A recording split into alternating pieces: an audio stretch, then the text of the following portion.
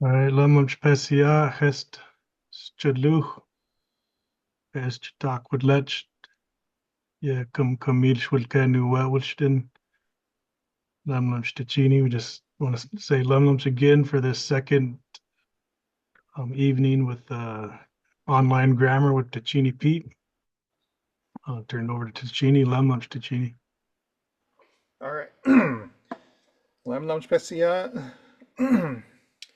So today I'm going to be talking about where does transitivity come from, and specifically I'm going to be talking about the suffixes the m, the n, the s, and the wedge s suffixes. Um, I'm sure you're all going to be familiar with these suffixes, and you've all seen them before. Um, but maybe you have not seen them or been made aware of what they exactly do. So again, I am Tachini Pete. Um, I'm here in Seattle. There's spots of snow here and there. It's 36 degrees. And I've been literally working on this presentation since the time we got off the last one. It feels like I haven't stopped. So I took a really deep dive on suffix m to make sure I know what I'm talking about. So what I'm going to cover today is the pathways of action, which is transitivity, and how action gets transferred to an object or to an entity, to a person, to something.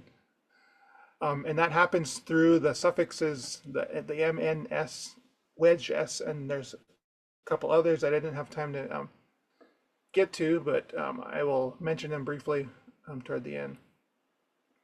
And again, at any time that if you have any questions, anytime I'd say ask them, and I can stop and try to answer your question. It'll help me to think about things that I didn't think about, maybe fill out what I have here to present.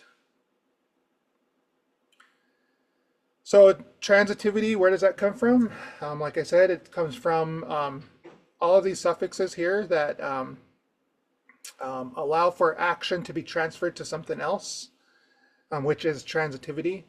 There's the anti-passive.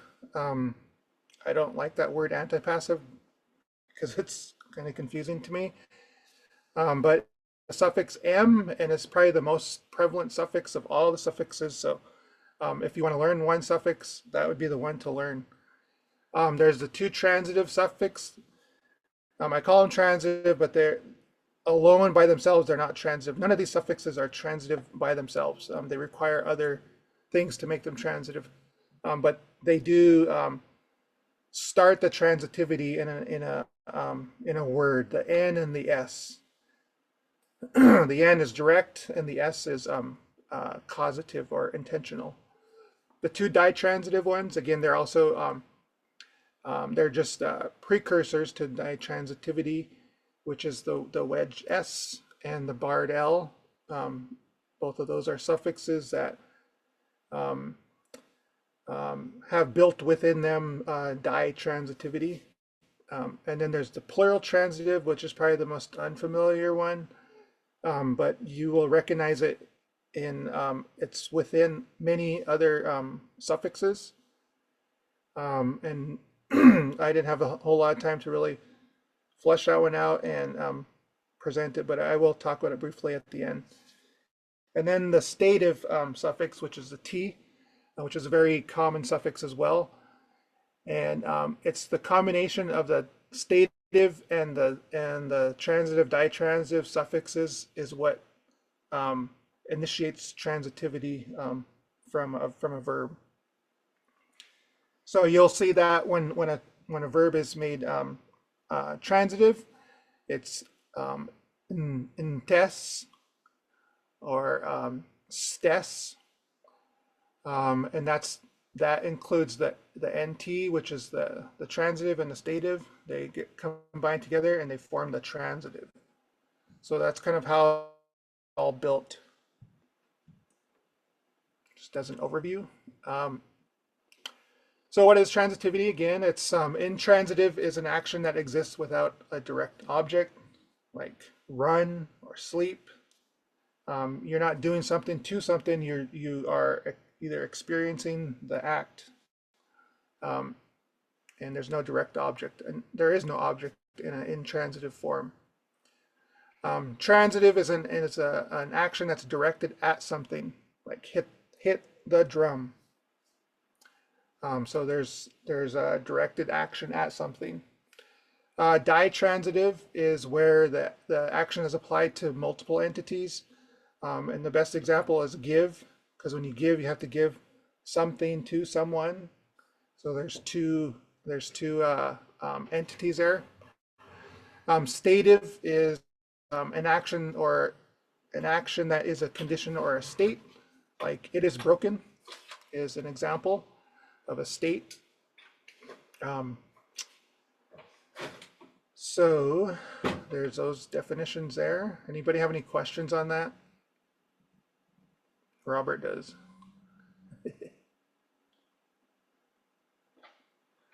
So the next one here is how does Salish encode transitivity?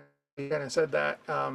Salish uses the suffixes to encode the relationship of transitivity, and it is done through those 7 suffixes that define how the actions are going to interact with objects, patients, experiencers, and states.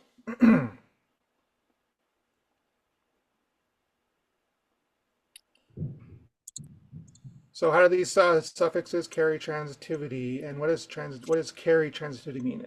It means it's inherent within the suffix itself, where the transitivity is founded in there. It's where it all emanates from that suffix. So the verbs themselves don't necessarily carry transitivity on their own. They need the suffix to um, to do that transitivity. So the suffixes are going to shape the way the action interacts with an object, patient, or experiencer. And an object, patient, experiencer, they're all the same thing, just in a different categories. Sometimes when you say object, it confuses learners because they think it's a physical object rather than an entity. And then you say patient, you think of someone that's sick, I guess. Anyway, so that's what the suffixes do. They inherently have that transitivity within them, and they're attaching to a verb that takes that action and then transmits that action to an object. So that's what those suffixes do. So again, the suffixes are going to have that transitivity, and those suffixes that are transitive or ditransitive are the N suffix, the S, the wedge S, the barred L, and the L. They all carry transitivity, and they make the action explicitly act upon an indefinite object. So that's the object that is known to exist but is not specified or specific according to that verb. So the first one, the best example for the N is eaten. Shin eaten. I ate something. So there's an indefinite object there of whatever it is that you ate. I didn't specify what it is that I ate, but by the fact that there's an N on there, which is the transitive, means that I am eaten. Eat means to engulf something, so it becomes engulfed, and I'm transferring that to an object, which is what the N does. Wheat is an example of the ditransitive, the sh, and that's I gave something to somebody. So they're both the somethings are indefinite. They're not identified. I'm not identifying what I gave or to who I gave to. But within the word itself, because of the sh suffix, it automatically means that there's two things that are receiving the act. And then the creates the anti-passive, which means the action is done but the object is only implied rather than referenced. So ʷusm, which is going to change the ʷusm to an anti-passive word. So the action of eating exists, but the object is implied. So so it's kind of creating a category. So it's of all things that you can eat fall within that category of ʷusm. I know it's a lot, but I'm going to get into some more detail here. So how does the transitivity move the action? So think of the suffixes as pathways for action to reach something. So that's kind of what they're doing. These suffixes, they're creating that pathway for the action to be transferred to some other object, to an object. So again, the M is an action that's happening, but the object is unstated, like saying I cooked. Well, when you cook, you have to cook something, but the something is unstated. So that's kind of what the suffix does. The N and S are is the action is reaching an object, but the object is also, it's not implied, but in here it's indefinite, which is meaning you're hitting. It's also similar to the M, but that one's implied, where this one is indefinite. So it's directed at something specifically, but you're not naming what that specific thing is. And then the wedge S and the barred L suffixes are doing the same thing, but they're the action is reaching multiple points. So you're doing something for someone, you're spreading an action out, you're doing it for some specific purpose. And so that's what those ones do. The L suffix is an action that's applied collectively or with all function engaged, meaning a function is many things. So it's doing the act of many things or doing the act to many things is what the L suffix does.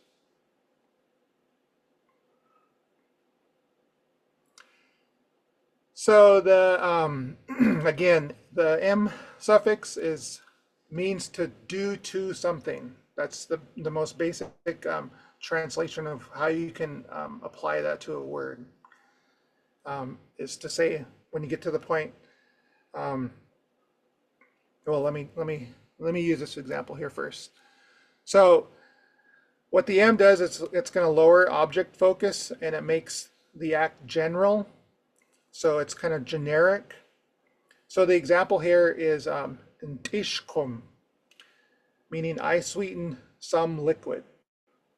The object is unspecified other than the liquid because it's within the word. The k means it's a liquid. The n means it's inside, but I'm not specifying what kind of liquid it is or anything about it. I'm just saying I am sweetening some liquid, or not I am, but she is. And so if you take the M off, "tishk," that just says it is sweet liquid. It's a pop, or it's a juice or something, sweet inside. But you add the M on there, and then you are doing to it, to something, to some liquid.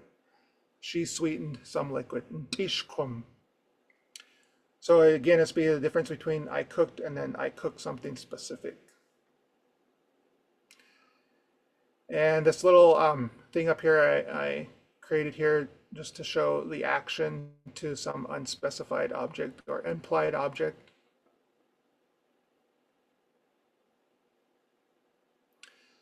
So I'm going to use the word tish.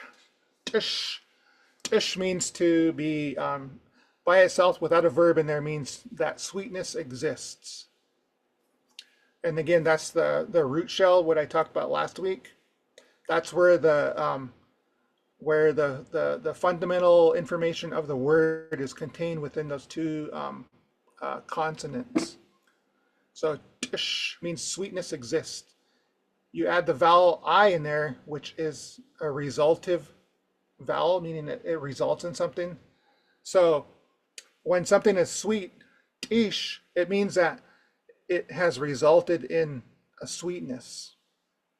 And that's what sweet is, because it takes time to, you put it in your mouth and then you taste it. It's the result. So ish means it is sweet, or currently it's sweet. So if you want to sweeten something, you have to add the M to it, and that's where the implied object fits in there. So tisham, she sweetened something. You don't know what that is. It's not specified. It's an implied object, but it's limited to the things that can be sweetened. So it's a generic reference to things that can be sweetened. She sweetened something. So if you add the prefix n on there, tisham, then it's a generic reference to something inside.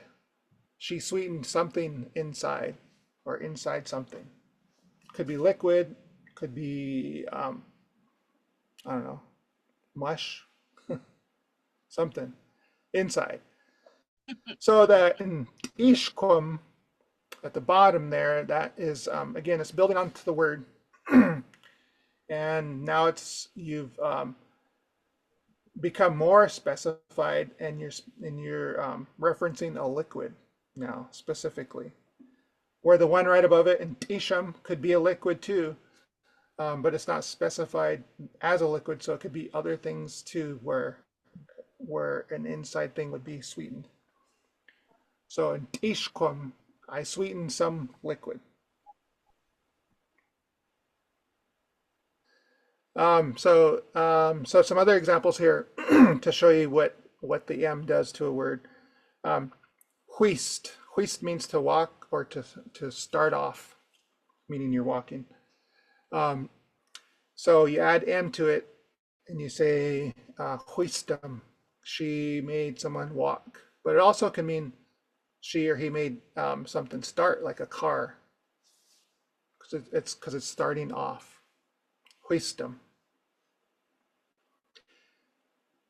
Seu means to ask, and if you ask somebody, you have the M on there. Seu, ask somebody, or ask something. It's a implied object. Kod, it is made. Kotlam, she did some work, and it's the sum in there is the implied object, or she made something. Again, the something is the implied object. I was wondering why I wasn't going forward. All right, some more examples here. I thought of the one, somebody had a question about which last week. So whicham, I saw or found something. So the something is the implied object. It's not mentioned, it's not stated. Then you add the stative T in there to whiched, whichtum. So this would be the difference between whichum and whichtum. Whichtum means that I had something in sight, meaning that it was like a, it wasn't just a simple I found it, meaning you held it in sight for some amount of time. So that's why you would use whiched. Yeah, so it's already in the state of being seen, Right. rather than just it was found. Right. It's in sight. Whiched. You found it, but it remains within sight.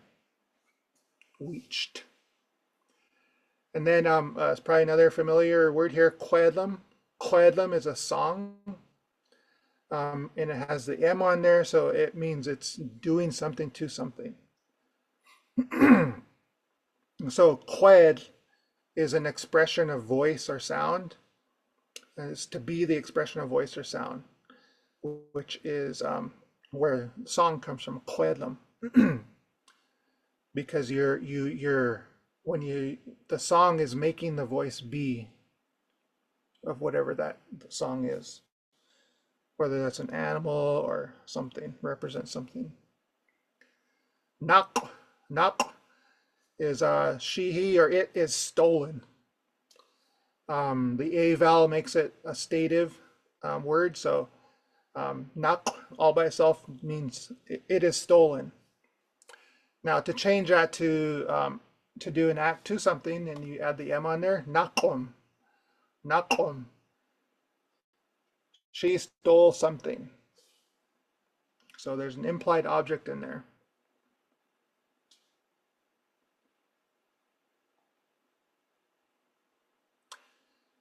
So all of these ones here are examples with the E vowel in the with the M. So tchem, she touched something. Tchem.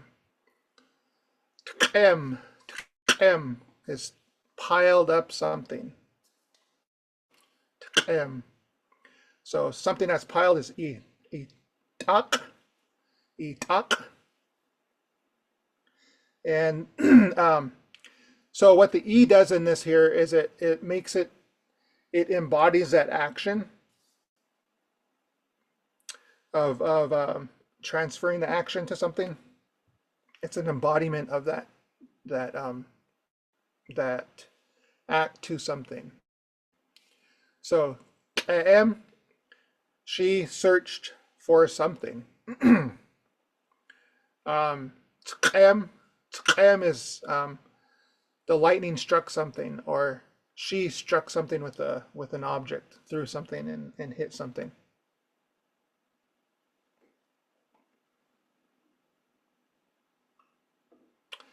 Now again, the vowel is going to play a role where it's at, and if it's on the suffix, which are these examples here, the im suffix is simply the vowel I added to the M, and im means it results in doing something, doing to something, results in doing to something. Or theme is things were brought together, like resources were united. That's where the word she comes from. A fire. It's because you're bringing together resources to make a fire. Oh, alim. There's that pharyngeal, which you'd probably see that written as an O.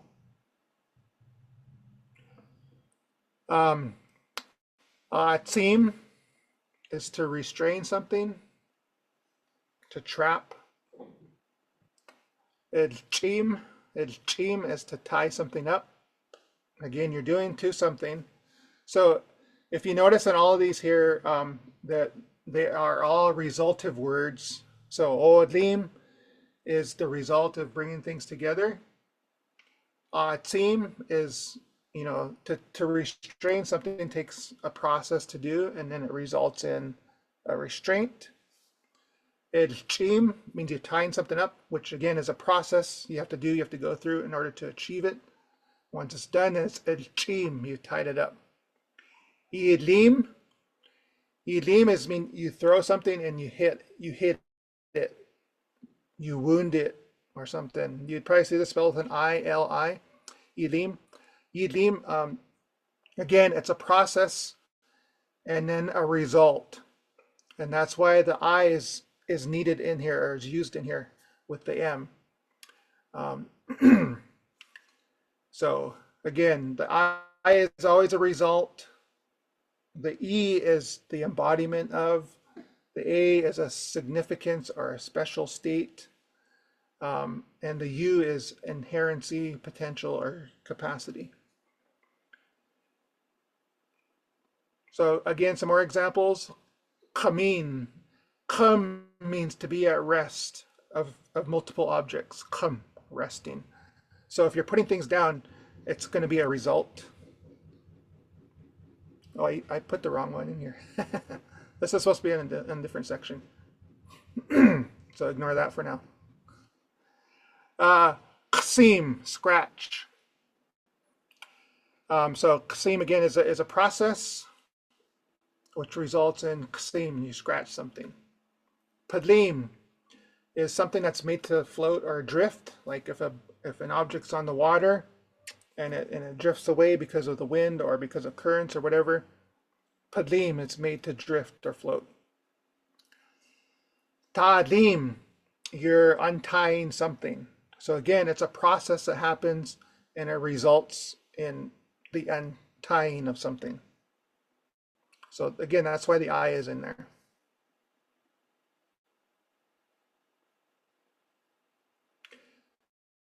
Okay, so any questions on M, on the M suffix? Anti-passive. Sometimes called the middle, or what else? Yeah, that's all I can think of right now. Okay, moving on to the two transitive forms, the two transitive suffixes. And again, that's the N and the S. The N suffix is the directional action. It's object-oriented. It's one entity acts on, one entity acts on another. And the best example of that is eaten. She ate something. Again, it's a direct action on to something. And this is not a word down here. I don't know why I have that there. Just ignore that. The S suffix is intentional or designed action. It's purposeful or inherent act at something. And the important thing with the distinction between the N and the S, they're both transitive, transitivizers, and they both are direct actions where N is just a general reference of a direct action, and S is an intentional or designed action. So that's the main difference between those two. So N is the directional action. It goes directly to something. So suffix N creates the directional interaction where the agent performs an act onto, at, or with an indefinite entity. And this establishes the basis of transitivity directly. So it makes a verb ambivalent on its own, which means the action must involve an object or entity, but the object remains indefinite or unspecified. And then functioning as a transitive marker, N signals the act of transfer, adjacency, or interaction between entities where the object is implied within the structure of the verb. I know it's a lot of information there. Might be a little bit over, but that's to give the definition of it. So some words that have the N on there that are pretty common here is ishin, and ish is the root of that, and it means to be resulting in engulfment, to be engulfed. And the N makes it a direct action at whatever it is you're eating. Cheatsen is to meet somebody, like an unexpected meeting of somebody. Cheats means to arrive, to have arrived. So cheatsen just means you have arrived at somebody, at something, which is, again, it's unspecified. Leshen is to hear something from afar. And lesh, the word lesh is the root word, and it means to be the projection, meaning that something is coming off of something else, which in this case is the sound. Good. So if you were to say, like, I hear it from afar, you would just say leshen. But if you were Shin. saying, I am hearing something from afar, it would be yes, leshen still? How would that work? If you're not specifying something, then you can just say you're just doing the action. Chines leshi. Oh, okay. I'm not sure. Yeah. It's like chines ichini. The same. And a word that's related to lesh is leash, which is a fish scale. And the reason why they're related is because the fish scale comes off of the skin of the fish. It's like not it's not it's a projection off of.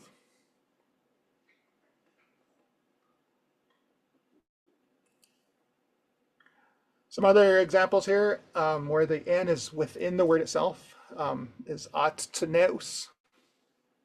It's a shoestring. So the root in here is at, which is to again restrain. At is it comes to be restrained, and the n directs it at an object. And then the ʷusm means between two things. So the shoestring is what ties between the two things of your shoe. And so that's why it's called shoestring, or atneus. Tumtumne, which is the dead. Tum is the root word. Tum is like it's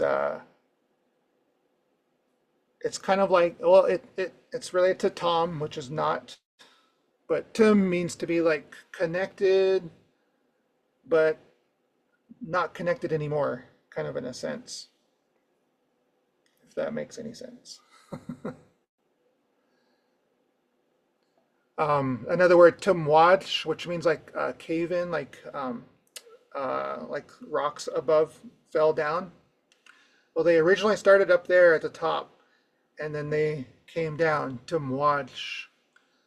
Tum is the root in there. The action means to be connected but apart from, or related to.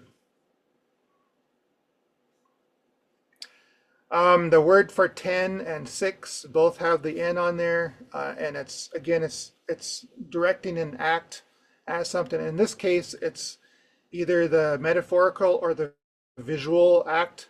Whoop means to be all extended out, which is referencing your hands, because all your fingers are whoop. Whoop is also like have to do with like fur and hair. So whoop means that visually they're all out, meaning they're interacting with reality. Whoopin, which is 10. Again with taken is the same thing. Tak means to be out and away from. So tak is out and away from the other ones, which is again a visual representation of your hand and the one finger on the other hand, which means it's out and away from the other ones, and it's interacting with visually, I guess. In regards to tumtumne, there's the snowberries. Oh yeah, Um, Stumtumnia. What kind of, I guess, meaning is to that in regards to death or connections, I guess? Yeah. So the tumtumne doesn't really have to do with death itself, but it's because the a part at the end means it's transferred to being the change. So stumtumnia is, what is that? It's related to this word though. I'm not sure exactly what the suffix is at the end of stumtumnia. I'd have to look it up. No.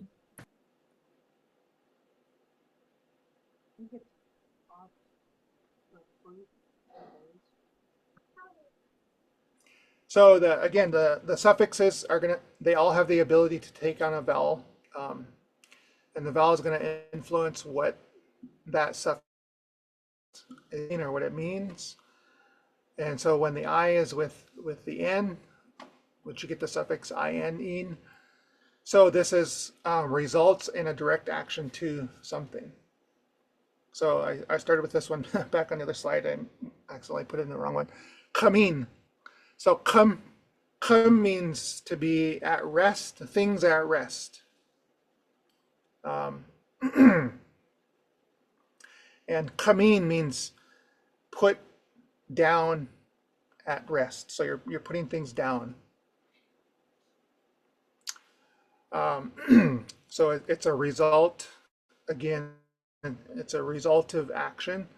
So you place them down, and that was the result. Coming, they're now at rest. They've been laid down. Tu'win. Tu'win is to fail in relation to something attempted. So tu means kind of means to like fail, and then or to come up short. Tu'win meaning that she failed at it, whatever it was that was attempted.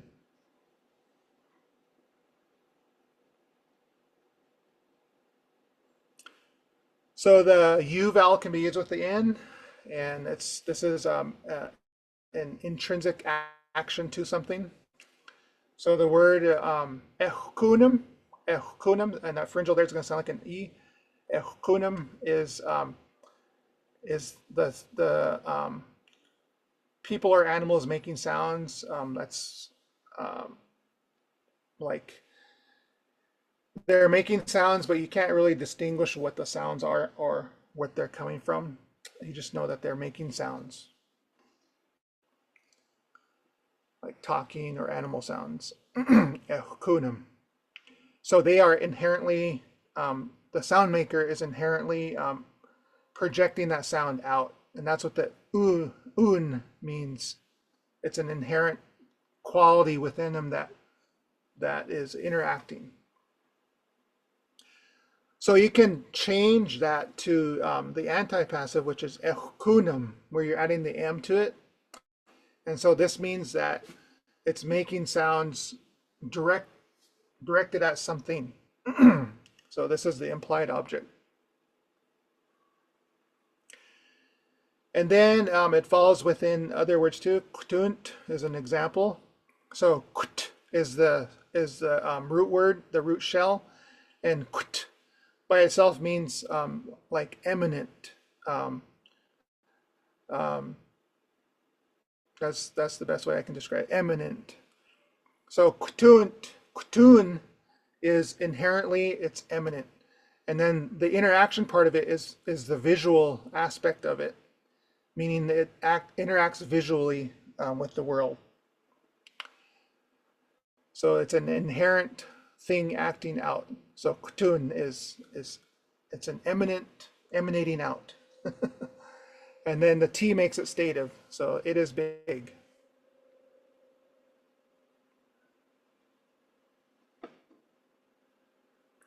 All right, any questions on suffix N?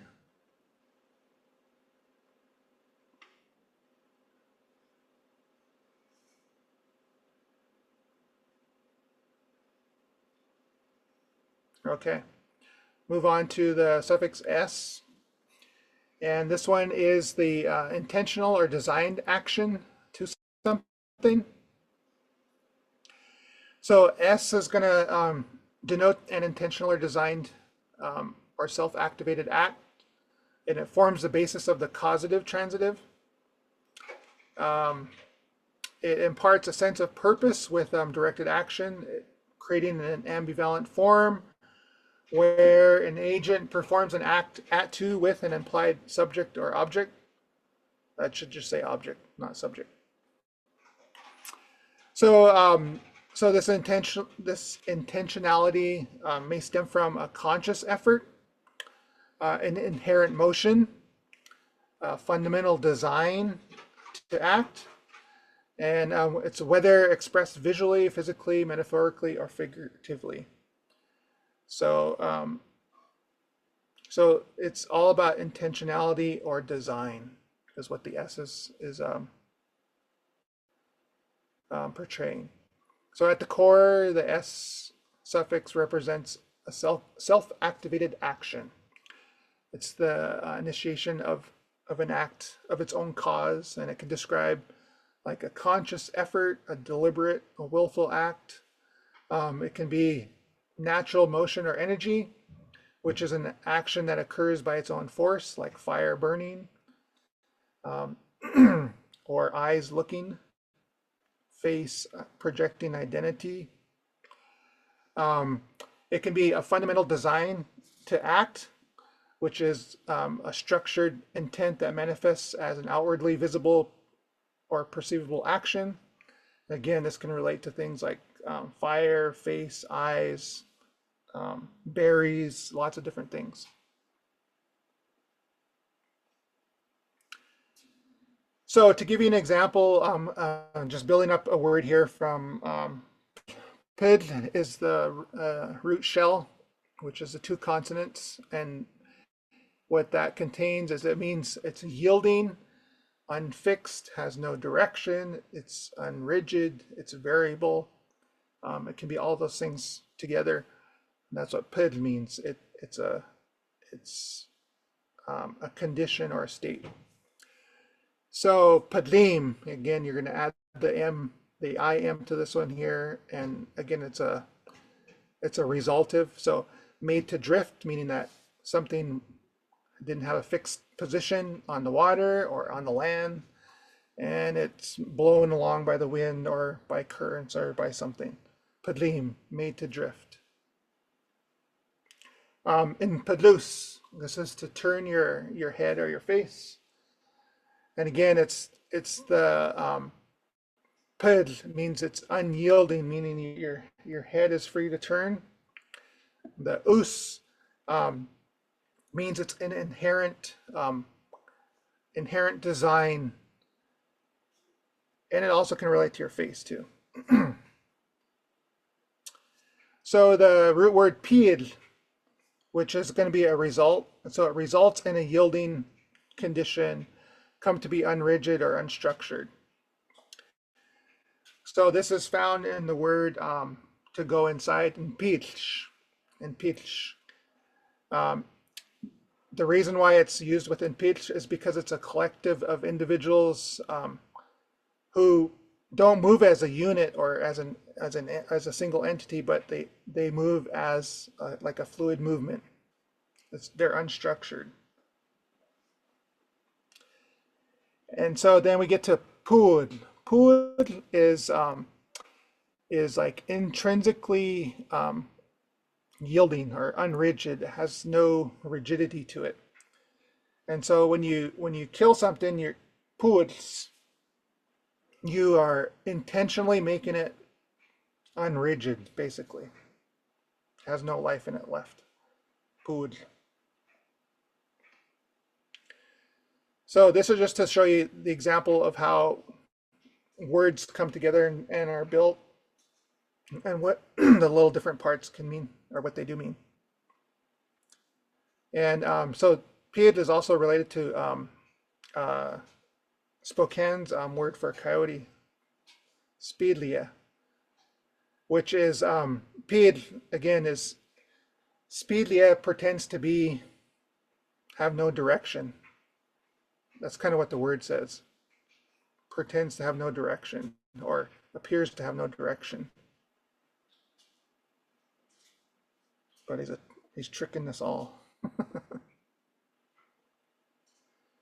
Some more examples of the S suffix, lemlmts. Of course, the S suffix is extensively used with fire. But the root of this is lemlmt, which is to extinguish. So lemlmts, extinguish a fire or turn off a light or an electrical appliance. Ace is to pay for something that you've bought. It's to complete the exchange. And it means to be within, like, the agreement of the price. That's why it's inside. So it's something that you have agreed on, or it already has a set price. So you're exchanging within that price or that agreement. And it's an act, an intentional act at or to something. So that's why an ace, pay for something that's bought.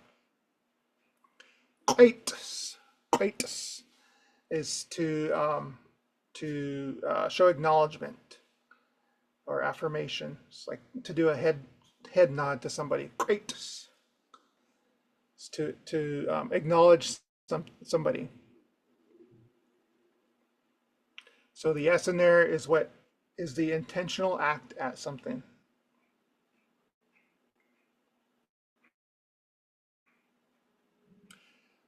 So the S can also take on the vowels too, and just like all suffixes can. Awesome is to splatter something in the eye of somebody or something.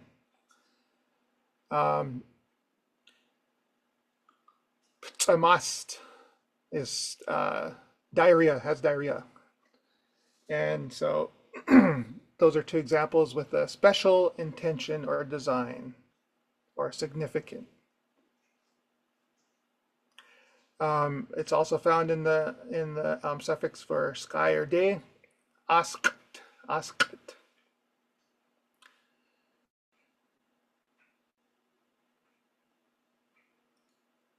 So S is with the E in there, ES, and so it's embodied intentionality or design. Etness is to be on the way somewhere, to be en route to something. It's found in the word for three, chetle, chetles is the whole word. In Kanestsham is to sing a song from an animal. Llehwest is the whole word, and that also contains the es embodied intentionality. So the word llehwest is so lle means to be up against something, like the word for Saturday, lle. You're up against something. The is an outside dimension, so it's a form. So lleh means you're taking on the form of being against something. So you're taking a break, you're resting.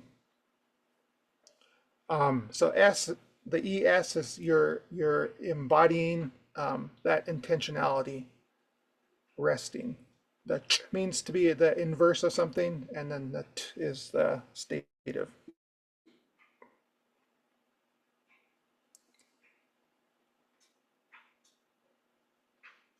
So with the vowel I, which is again, I is the result. So it's a resultant intention or design. Squadlis is kinnikinnick berries, and quid is the root of that. Quid is red, of course. So quadlis means that those red berries are interacting visually. So as they grow, they're going to turn red. And so that's what the east means. It's a resultant intention or design. So the redness is what projects out, that's what's interacting. Kawiskan is a warhammer or stone hammer, and I guess this is meant to break heads. Kawis. So ko is the root in here, and ko means to break, like break bones or break sticks, break something hard. And the is the resultant intention or design of that. That's what it's for, is to break.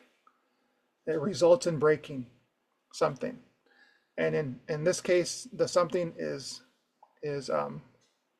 tacked on here, khen, breaking heads, or to be breaking something at the extent of something.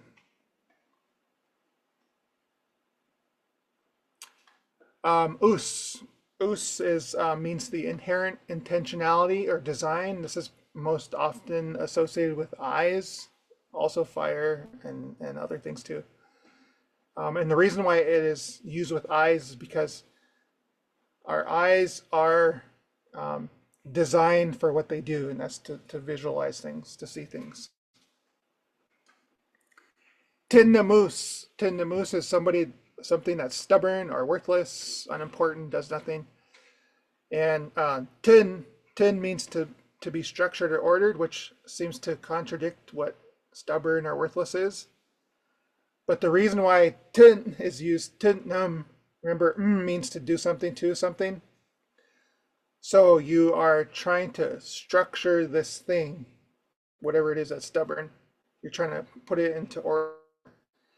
And the ʷusm means by design or intentionality, inherently. Spoos. Spoos means to hit somebody or something in the face with an object, a stick or something.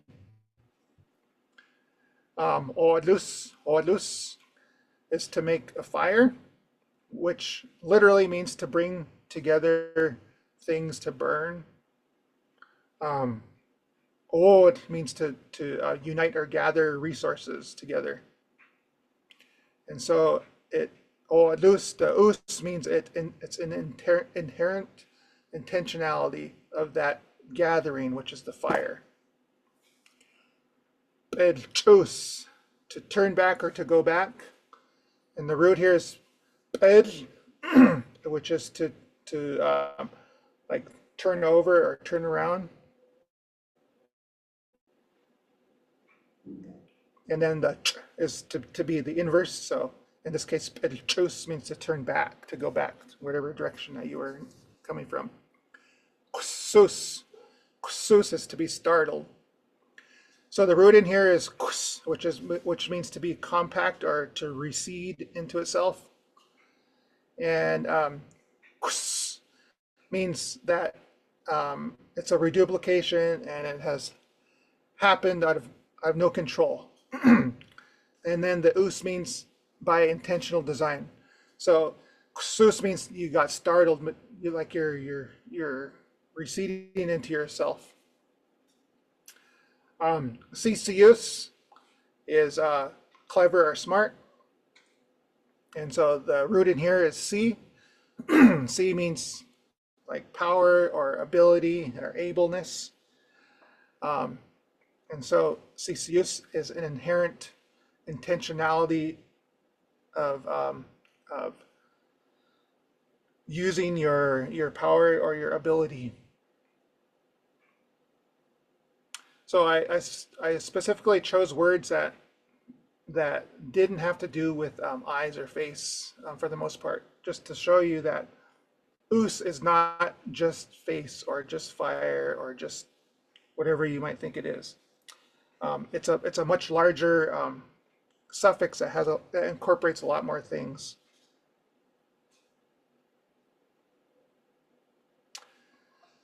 So I made this chart here to kind of represent the differences between, I know I didn't get to do the Bardell and the L suffix. And I just briefly touched on all of them anyways. Like 10 hours of work on this. So what I'm showing here is a representation of a subject doing an act to something. And so the subject is the green dot on there, the green ball, and the action is the arrow, and then the object is the other, either the black one, the red one, the target spiral. So with the M suffix, the action is again directed at an unspecified object or a generalized set of objects. The N suffix is action directed towards a single definite object. S suffix is an action purposefully directed at a known object or or result. The wedge S suffix is a action that follows a continuous, progressive, or evolving path toward an endpoint, so adapting as it moves. The Bardell is an action that passes through one object to influence another. Sometimes called the relational or the applicative. The L suffix is the sum of all function is distributed across multiple objects or within a specific goal or purpose.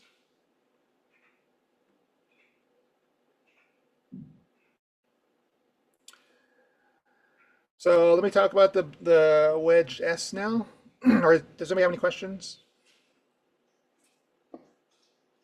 So the wedge S is going to prepare for a ditransitive role. And that means the agent performs an action that affects someone or something in a way that can be felt as a gain or a loss, which some people describe as the benefactive or the malfactive. And sometimes the wedge S is also referred to as the goal-oriented. So the spiral analogy here is trying to help you understand what the wedge S is doing. So if you think about a hawk spiraling down, to its food that it's going to go after. So the hawk spiraling down, that represents an action that intensifies toward a goal. But whether it's a good or bad depends on the perspective, meaning it's good for the hawk, but it's bad for the mouse. So don't think of the wedge S as just benefactive, the benefactive, because it also can be bad too. So it's different from a direct arrow like I use with the S suffix, because the wedge S implies a movement towards a target that's affected by the action. So the spiral is approaching, it makes room for an affected recipient, and this is where the ditransitive expansion happens, because it's going to something for something.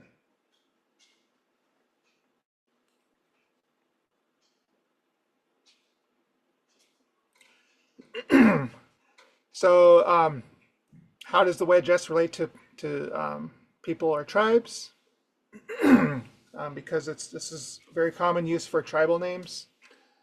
Is the wedge S is at the end, or the I wedge S. So given the oriented nature of the wedge S, where the action is progressively directed toward an endpoint, a goal, and it inherently involves an affected party, so its application to people and tribes or groups suggests an ongoing relationship, an interaction, and a mutual influence with neighboring tribes, neighboring people, with the actions that those people do on the land, with their area. So it's rather than simply being a label for an identity, frames the group as an identity that's engaged in movement, direction, or purpose. So and often in relation to other groups. So that's the reason why the wedge S is used for people and tribes. So I grabbed a couple examples here of some tribal names with the wedge IS at the end. Salish, I don't know who those people are. Slicomish, which is the upper Pondere, or Pondere. Swedpish is Sandpoil tribe. Smilkamish was the Metho tribe.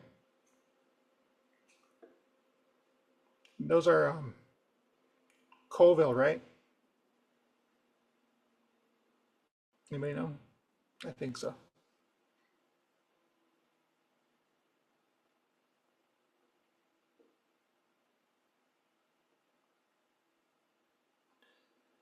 So how does the wedge S relate to the imperative, the intransitive imperative? Because it's the same, it is the same suffix. So in a regular function, the wedge S marks a goal-oriented action. That's where an action is not just performed, but it progresses toward an intended state or result. So when you apply it as an imperative, it transforms the verb into a directed command. So it's not just instructing someone to do something, but to do it with an intention, purpose, or a focus. So this purpose could be for the doer themselves, or it could be for someone else's benefit, or it could be against someone too, the malfactive. So this is where the intransitive imperative is an intention. It's a purpose. It's a focus. It's to do for something. Eat lunch. Eat your food. So it's also found in places like Lemlmts. And I know this has been a question for a lot of people, myself included. But Lemlmt it expresses an intensified or sustained state of gladness or happiness. So you're just simply stating Lemlmt. It is good. It is happy, or an intensified, sustained state of gladness or happiness. So it's where the feeling, it's not just a momentary thing, but it's fully realized as a condition or state of being. Lemmt. Or Lemlmt if you're Okanagan. So we say Lemlmt.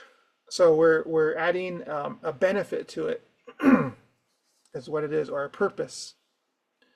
So it's not a command. I mean, I guess you could make it into a command if you said it to somebody. Be in a sustained state of gladness or happiness is what you'd be saying if it was a command. Thank you. Lemlmt. Shahui. So that's why the wedge S is on Lemlmt, because you are it's an acknowledgement of a purpose or a benefit, and that's the reason why it's included on there. Because you can't just say Lemlmt and it means the same thing, but Lemlmt adds to it a benefit or a purpose.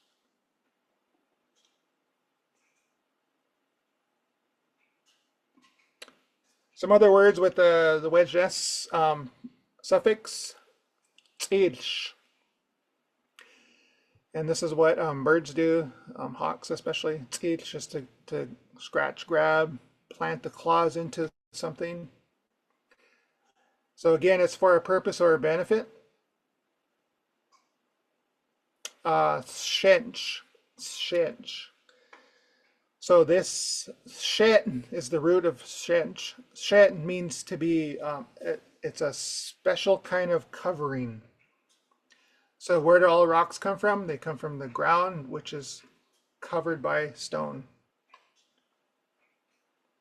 So the benefit of the stone is that it supports us as people, as beings, as animals. Everything is on that shench.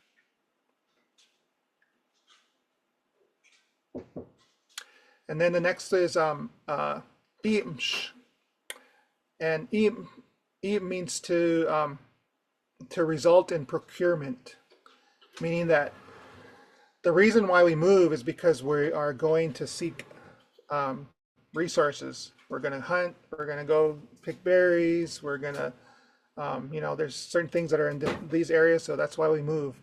So imsh is for a benefit. It's to result in the procurement of something, resources. Imsh is to move. Each is to sleep.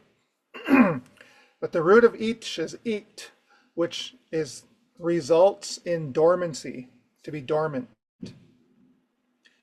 So each is for the benefit of being in dormancy, to result in dormancy, because it's something that we all need. Sleep, each, it's a benefit. Wench is to dance. When means to be true, to display the trueness, which comes from like unech, which is true, same root word. When, un, wench, dance. So you're doing it for a reason, for a benefit or a purpose. Ched is your hand.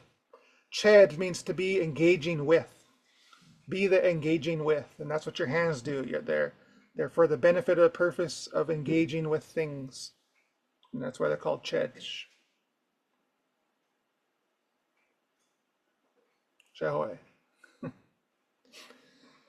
I was working on this right to the last minute. That's why I didn't get to the barred L and the L.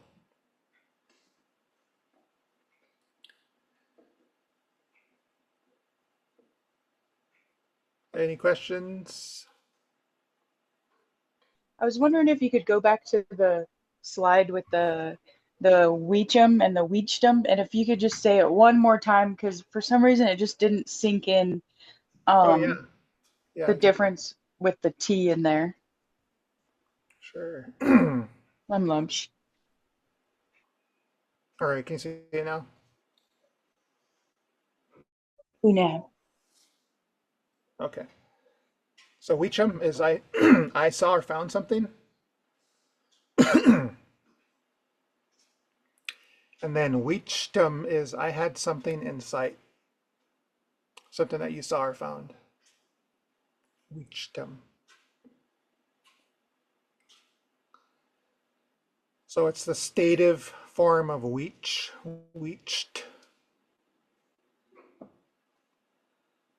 How would you Just say I like found something inside of me? Like, let's say there's like a poison or something. um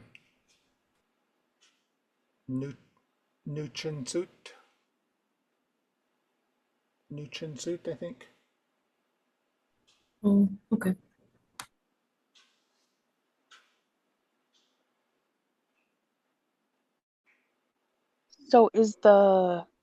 So when I say wisdom, am I focusing more on like the state of seeing? But then when I'm saying wisdom, am I focusing more on like what I saw? Yeah, so ʷusum is just to simply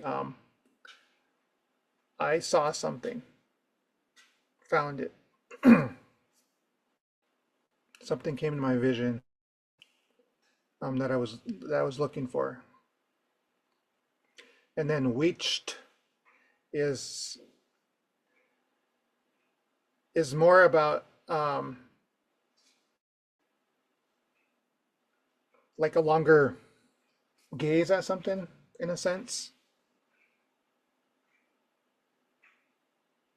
I don't know if that makes sense. Yeah, more like a continuous, it's in sight, not just randomly like I saw it or I found it. It's like no, it's right there. It's in that Still state of inside. me seeing. Yeah. Okay, so do you think maybe sometimes we say wisdom more often when we should actually be saying wisdom? Yeah, I mean, ʷusum can fit because it's the most generalized form. It can cover, just about everything. Mm, And when you add more suffixes in there, all you're doing is you're getting more specific. okay. So ʷusum is going to be the most general. It's going to cover everything. But if you want to be more specific in how you're representing your action, then you're going to add more detail to it. And so Okay. wisdom is just going to do that, meaning that you held your sight on it for an extended period of time, Mm, not just simply saw it or found it. okay. Okay. Yeah, that makes sense. Lemlmts. Yeah.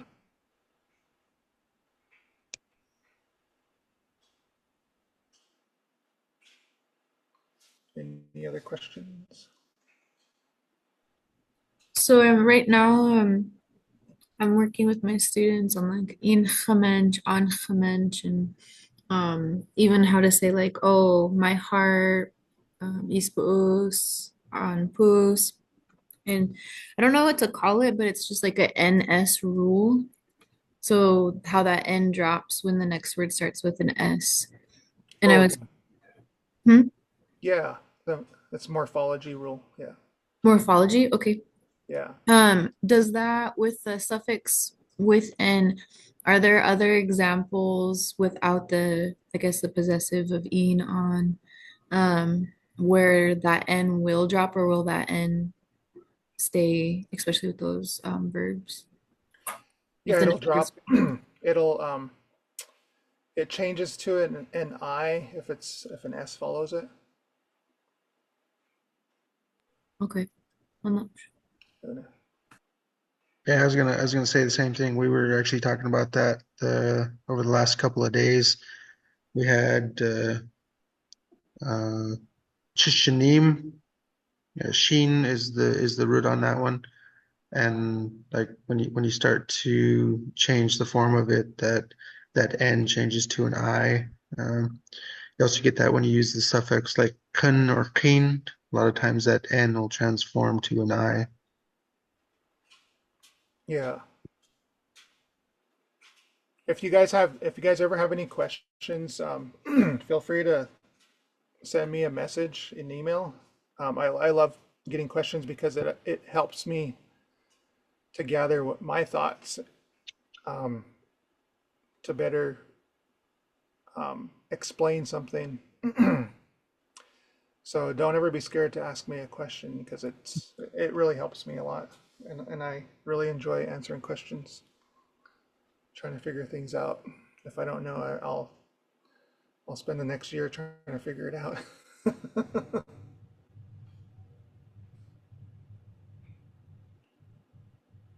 So what does this diagram represent, Tachini? So all I was trying to do is just trying to show something simple that shows action. Yeah. So this is the subject doing an act to something. So in this Okay. case here, it's implied. So if you see in my dictionary, I have the implied object is always in parentheses. It'll be someone or something in the parentheses. This one here is a direct act to a single object. So a subject doing an act to a single object.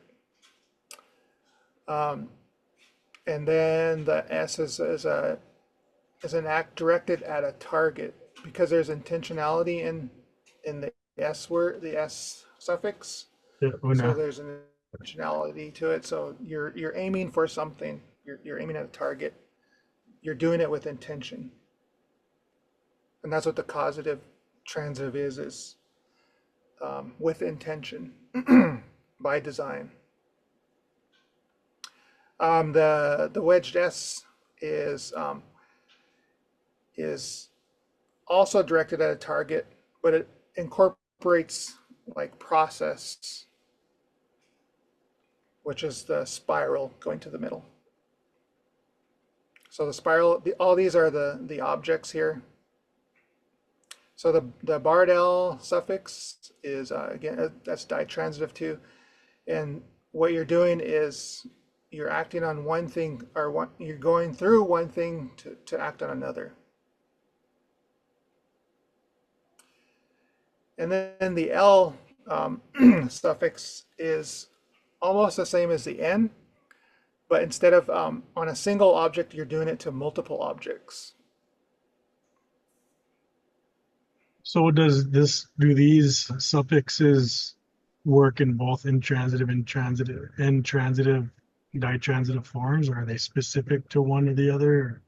Yeah, so these two here are going to be the transitive forms. These two here are going to be the ditransitive. And then this one here is just kind of an outlier. It doesn't really fall within these four here. And the M's works in both? Yeah, the M is it's not a transitivizer. It's it just shows act to something, to a general set of objects, Yeah. which is the implied object. Or these ones are specific to something.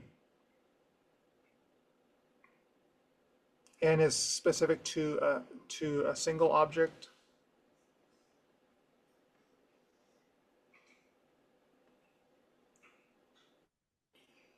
But they build, and this is what I'm going to do next week and the week after, is I'm focusing on the transitive and the causative.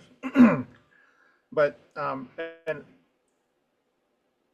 so next week I'm going to talk about the stative suffix, which is what completes the transitive form.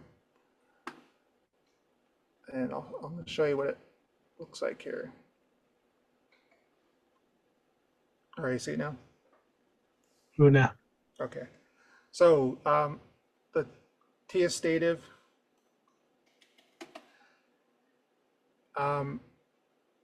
It's stative, but it's also kind of resultive too, because it results in the state, kind of.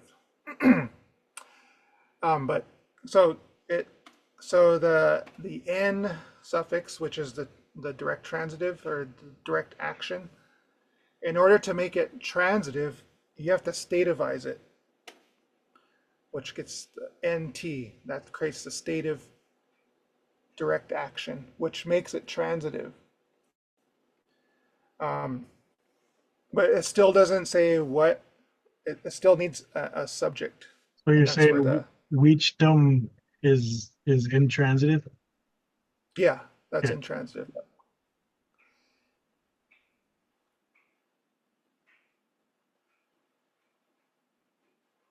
But if you make it into a possessive, it'll make it into a transitive, which is es is the possessive. Then it's transitive. So the NT, which is going to be the state, stative. You're stativizing the direct action toward an object, which makes it transitive. But you get those forms, and then the causative, which is the S. And again, if you stativize it, then it becomes transitive.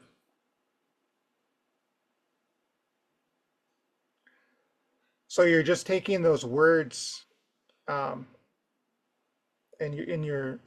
to get an understanding of what they're saying, you first look at the root word.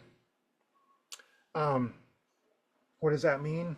And then you start to add the suffixes to it to build the word up to get a full meaning of what it means.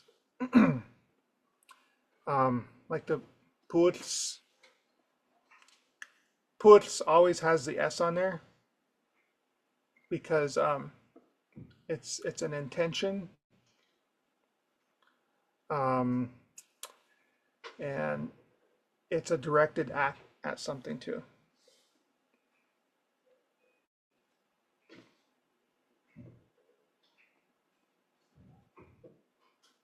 To make it transitive, you have to add a T.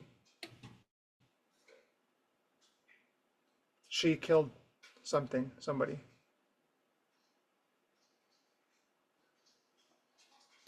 So it's the combination of the stative and the transitive suffixes is what creates transitivity.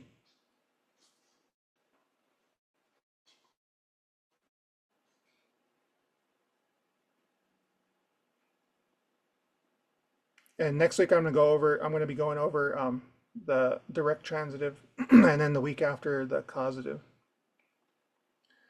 So I'm going to be talking about how the sentences are structured.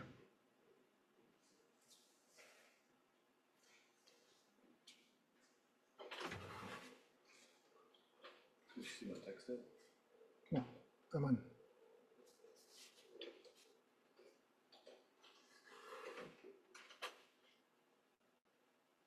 Make sense? I think I know so.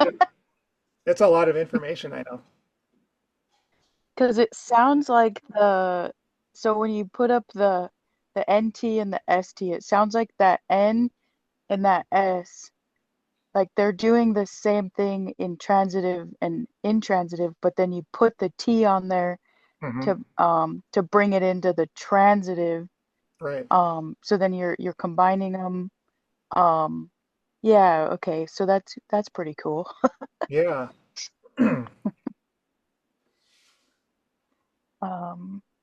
Yeah, that makes sense.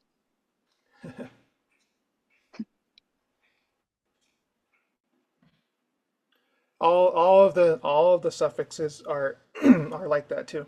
Every single suffix is made up of like etched. That's dative. And it's made up of 3 suffixes: etch, the S, and the T.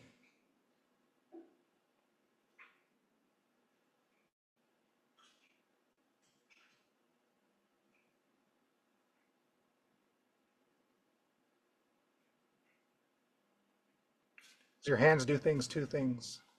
State of or transitive I is right there.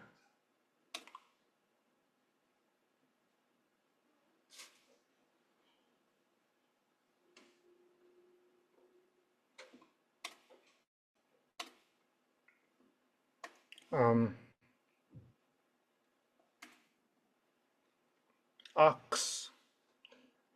This is made up of the suffix aq and s. Ak means it is projecting forth, or it is forth. I think I talked about this one last week. Like your nose is in front of your face. It projects out forward of your face. A road, it's also used for a road, ox, because as you travel along the road, emerges forth, at the horizon or wherever it's at. It's always coming forth.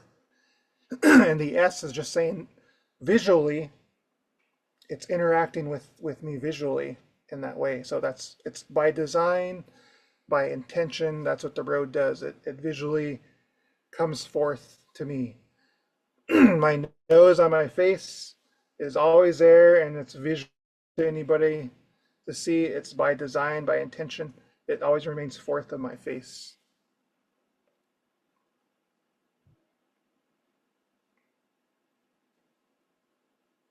And so that's what the S is doing. It's not always an obvious thing it's acting to. Oftentimes it's like a visual interaction or even a metaphorical interaction.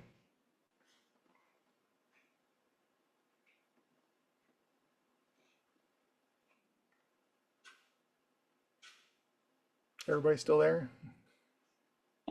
Una. Still here. She has Spelqua. I have a question. Okay. Um, you mentioned metaphors, and I was thinking about that as you went through these. Um, can you talk about what is metaphorical, what is literal, and what is context dependent, and what is culture bound? For example, you have the word wench, Mm-hmm. and I love your translation there. And I was thinking of that, and I can't think of the other word for dancing. But this has a sort of a context or a cultural dependent, or is culturally bound of a certain kind of dancing, right? Mm-hmm. Yeah. So then my question, I'm just thinking about, again, metaphors versus literal meaning, and if you could talk about that a little bit more. Yeah. So every word, or all words are structured to be figurative and to be metaphorical. Um, so they're all going to have a figurative translation and a metaphorical translation. I can't always say what the metaphor can be, but it's usually something that oftentimes, or what I've found is words get translated, and sometimes they get translated into the metaphorical version of what they are. And then it isn't until you find out what the word is actually saying that then it makes sense why it extends to this certain metaphor.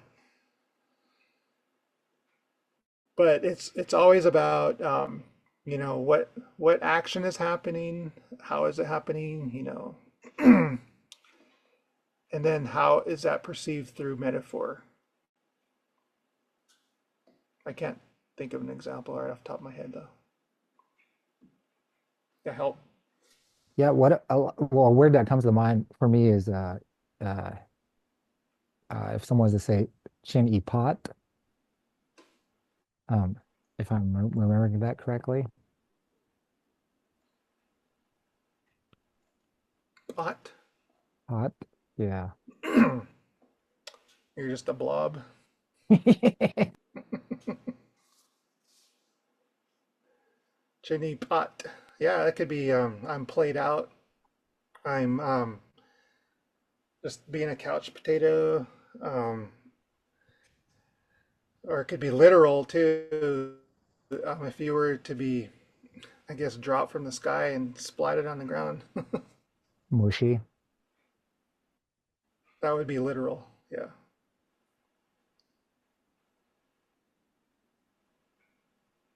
Does that help? Yeah, yeah. Um, Lemlmts. Yeah. Yeah, that's one thing that we find a lot too, that we're coming across a lot more examples where a word can have like sometimes five or six definitions depending on how it's used or how somebody kind of interpreted it. Mm-hmm. Yeah, the more you dive into that, the more you realize there's so many ways that we can say things. Some of them we already know, but we don't know that we know them. Yeah, exactly. Yeah. And the reason that is because we don't have that internalized understanding of what the language is, what these words do. Where a speaker just naturally they don't have to think about it and it just comes out. They must say the world in like however these words categorize actions and things, and then it just fits within that and just naturally comes out, I guess.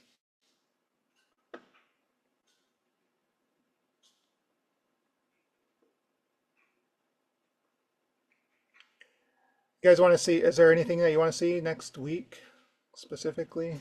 I'm going to be doing uh, the transitive forms, the direct transitive next week, and then the causative the week after. But I'm focusing on the sentence formation though for those. Maybe something to do with like when you have the multiple suffixes on there, like kind of the order of operation. Like if you have like an instrumental mixed with the benefactive, and like maybe just how, because we don't have a ton of examples of some of those, at least in our dictionaries, um, that show kind of like an order of operation of like which one would come first. Mm-hmm. That's Okay. that's one thing we've been struggling with a little bit, at least to find enough examples of some of those. And a lot of times you're not going to mix a whole ton of them, but it'd be nice to know like if we do have some of those mixed in there, like kind of what the order of operation would be. Just Mm-hmm. Okay. Shane, is there anything that you want me to focus on?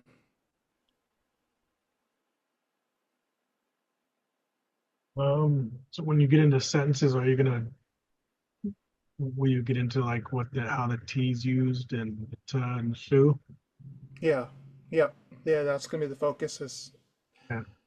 yeah, so I was trying to build up what those transitive things are so that it's more understandable.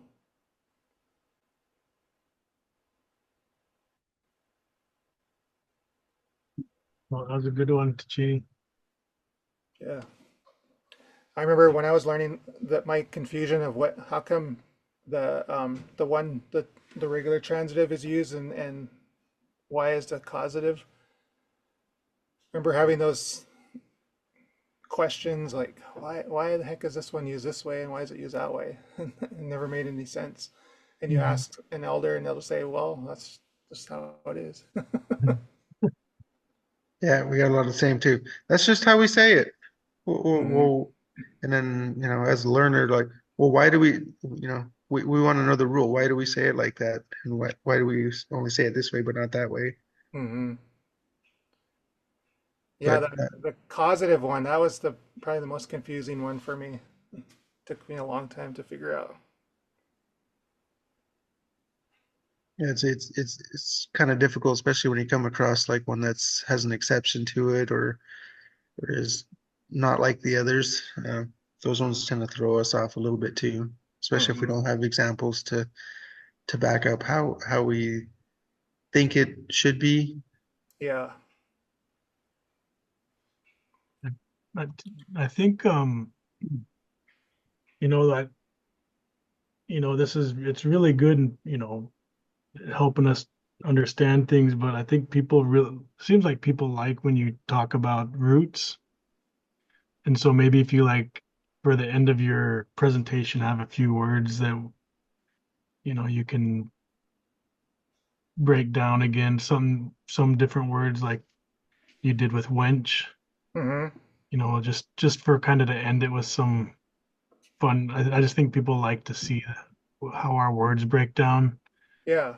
And to really like I when you break those down literally it like makes my brain hurt a little, because we're so we're just not in that world very good. And you think of something like pipuish and you can break it down literally and then we understand it as car, which is a way like it doesn't completely, I mean we understand where it comes from Mm-hmm. so easily. If someone in the future make flying cars and they just add pipuish and then you lose that reference to tires and how words can just evolve, Yeah. but then it still has that literal, and how many words are there words like that probably that we've lost that um the cultural side of it. We could break it down to the very beginning, but there might have been a story or a cultural reference of how a word came to be, and but it's still fun to think about those things. I mean, those are just fun things that, where we break things down and talk about it and try to figure Mm-hmm. things out. Yeah. Yeah. The suffix shun uses that wedged s and the n. And shun means to be. So shun, the sh is the benefit for a purpose, for a goal. Um, so shun, then the n is what acts directly as something.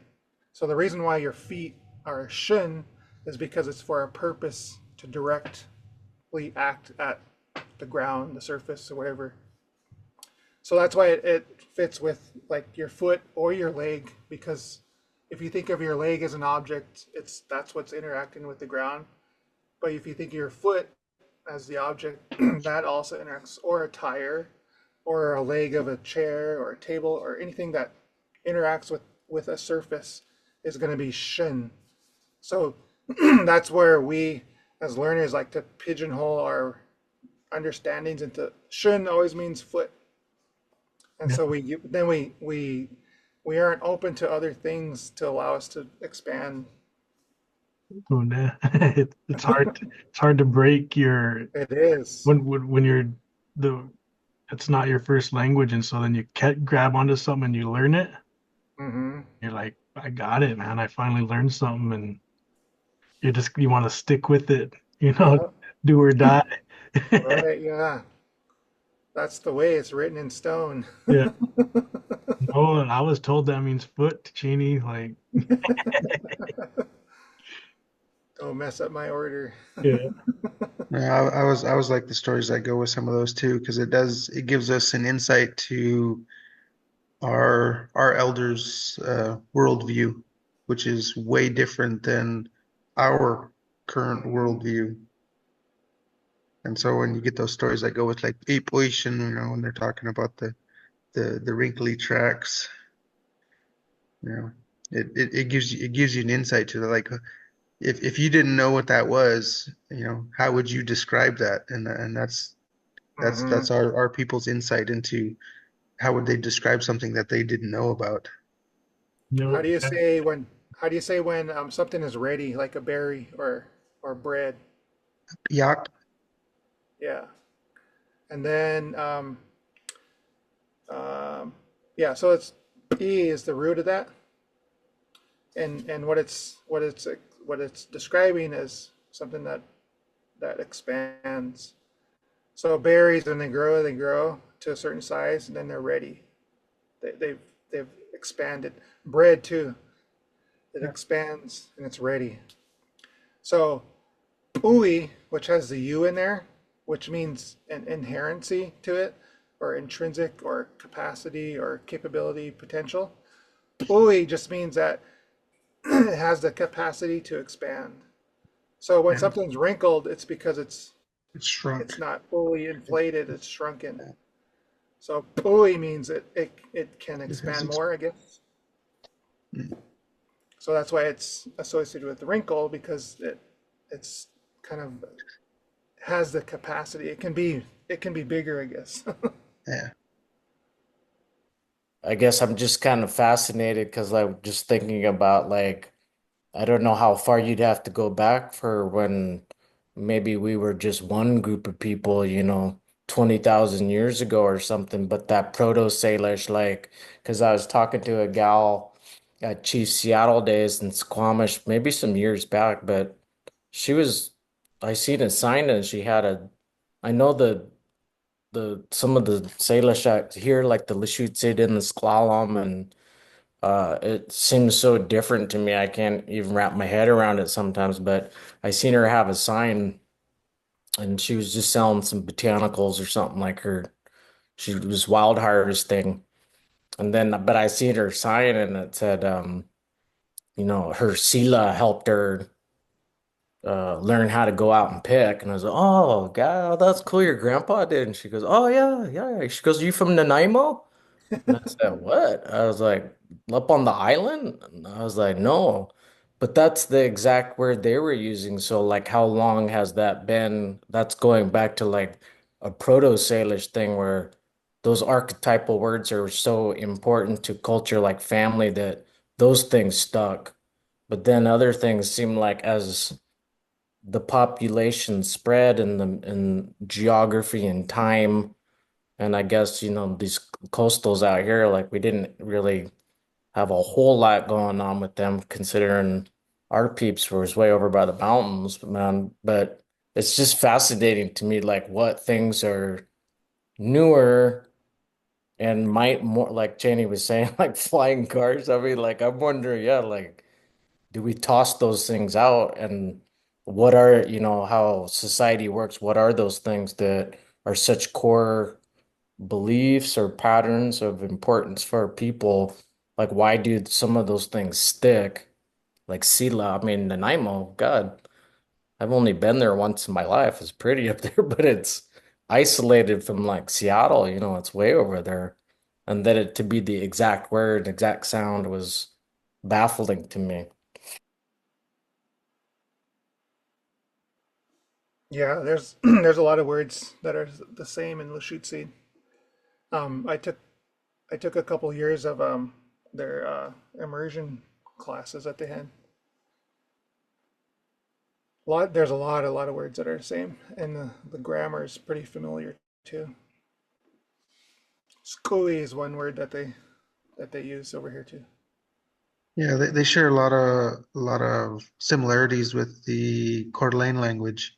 Yeah, they do. They share a lot of the same sounds that like a lot of the other Salish groups we don't use, like the G's and the B's. The Hmm. coastals do that as well as the Coeur d'Alene, so they share a lot of that similarity in their language. Yeah, it's kind of cool when you can look across all the different languages and see how we Hmm. have similarities and differences.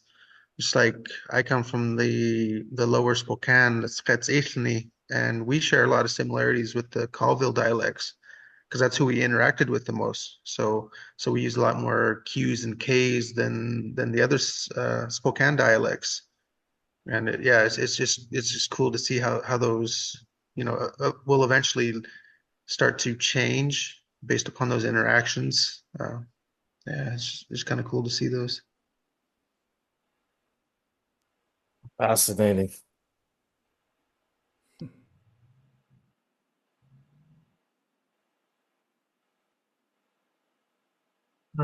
Lemlmts Pesyaʔ. Oh, no. Thank you, everyone. I'm going to stop the recording.